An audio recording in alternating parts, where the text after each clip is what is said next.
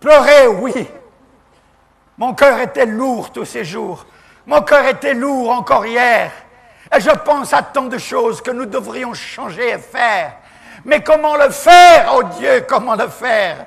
Comment le faire pour qu'il y ait plus de bonheur? Comment le faire pour qu'il y ait plus d'honnêteté? Comment le faire pour qu'il y ait plus d'équilibre? Comment le faire pour que le malheureux, le long des routes, qui vend quelques marchandises ici et là, pour gagner quelque chose, mais quoi?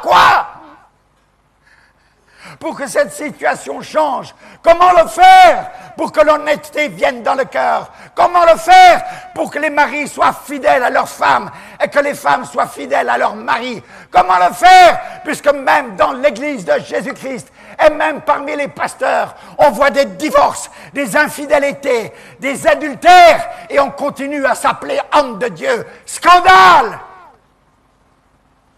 C'est à toi, Église du Congo, que je prêche. C'est à toi, Église du Congo, que j'ouvre mon cœur.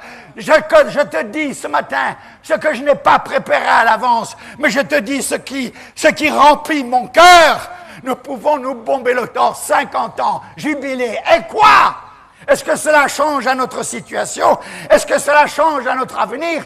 Est-ce que cela change quelque chose au niveau de nos familles? Où en sommes-nous? Nous avons l'habitude de jeter la responsabilité sur les autres. Nous avons l'habitude de rejeter la responsabilité sur tel dirigeant ou tel autre dirigeant. Nous avons l'habitude de trouver des excuses. Mais tout cela ne tient pas, car chacun d'entre nous, nous pouvons faire quelque chose pour changer quelque chose.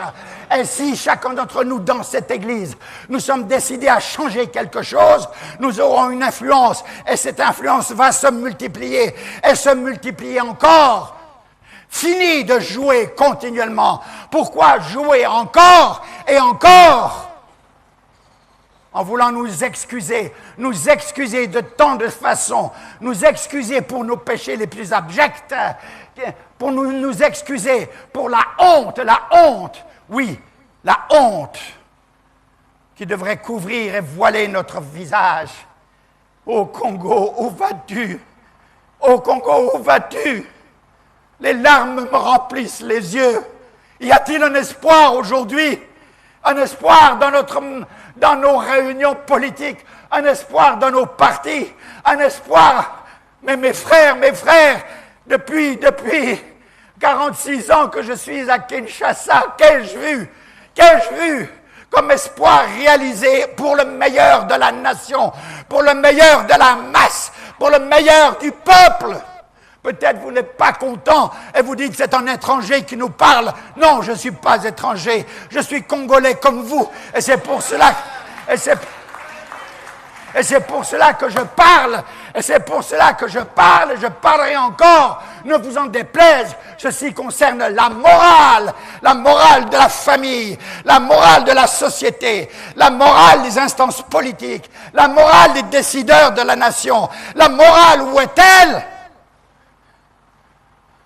J'ai déjà crié et je crie encore. Pourquoi m'arrêterais-je de crier? Un jour, peut-être, ces paroles lancées ainsi ne seront pas perdues pour rien. De toute façon, si je prêche de cette façon, mes frères, je sais qu'en le faisant, je me sauve moi-même. Car sachant, je dois parler. Si je ne sais pas, je ne peux parler.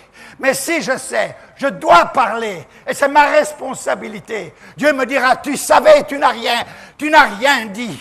Frères et sœurs, je ne cherche pas à ce que les hommes m'aiment, mais je cherche à ce qu'ils aiment le Dieu vivant. Et qu'en aimant le Dieu vivant, ils obéissent à ses lois et à ses commandements. En aimant le Dieu vivant, ils se soumettent à sa volonté. Qui que tu sois, pasteur, ceci te concerne, toi à plus forte raison. À plus forte raison. Pourquoi ne veux-tu pas t'humilier lorsque tu as péché? Pourquoi ne veux-tu pas t'humilier lorsque tu as été une occasion de chute, un menteur, un voleur, un immoral? Pourquoi voyons-nous cela dans l'Église? Pourquoi fermons-nous la bouche? Pourquoi cherchons-nous à excuser? Le péché n'est jamais à excuser. Jamais, jamais, jamais.